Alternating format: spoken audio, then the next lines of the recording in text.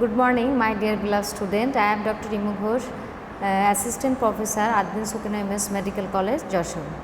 On a previous class, I have told you about we have begin the nervous regulation of the respiration, no? And it is regarding this, we have learned about the different respiratory center. I have told you about the respiratory center, no? There are three important respiratory center. One I have already discussed, that is DRG or dorsal respiratory group of neuron, no? And related with that dorsal respiratory group of neuron, that is inspiratory ramp signal, no? Today I will discuss about the regarding next to respiratory center, that is ventral respiratory group of neuron and pneumotaxic center.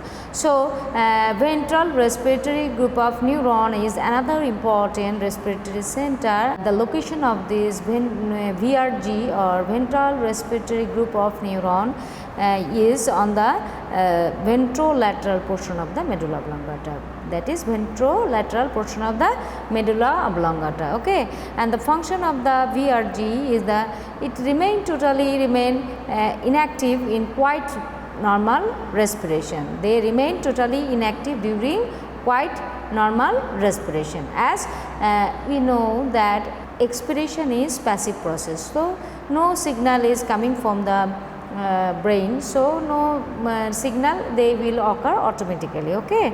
And it causes expiration during forceful expiration. It will remain active when we require forceful expiration, okay. So, function of the VRG is that it will remain inactive throughout the normal required breathing, but it will be activated when there is needed of forceful expiration. So, this is the function of VRG with the location.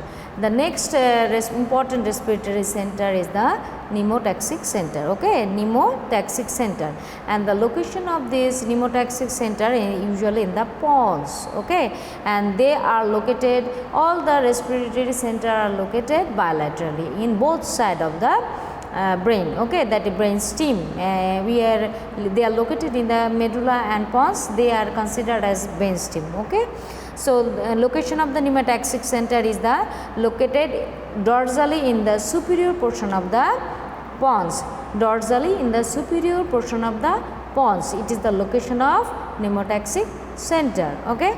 And the function of this pneumotaxic center is the primary effect of the center is to control the switch off point of the inspiratory ramp signal, thereby they will control the rate and depth of the respiration.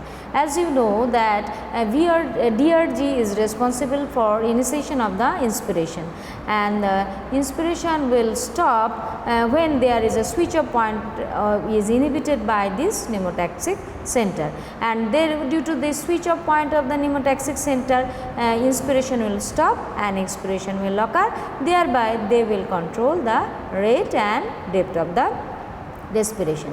So, this is the function of the pneumotaxic center by switch off point of the inspiratory ramp signal, okay.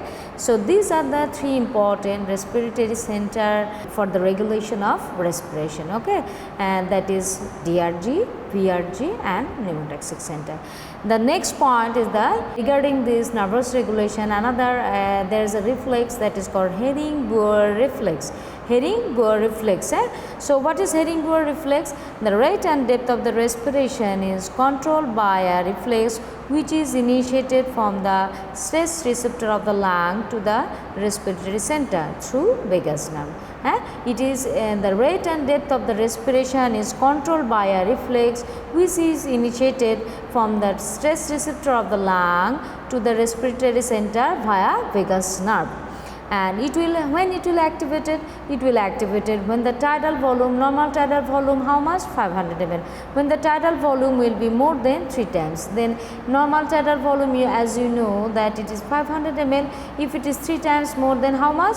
It is 1500 ml, okay. So, when the Hering-Boer reflex will be activated when the tidal volume is more than 3 times, and when it is more than 3 times, the lung will stretch and the stress receptor will be stimulated, inhibitory signal to the respiratory center via vagus nerve. and thereby they will causes deflation of the lung.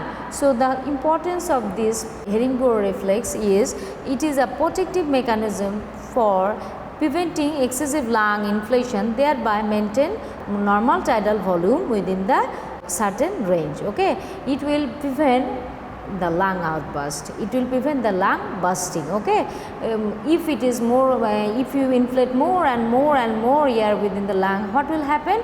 Lung will burst. So, for prevention of this bursting of the lung, Herringborough reflex play an important role. So, today up to this, and the nervous circulation of the respiration is over. Thank you very much for the session. Thank you.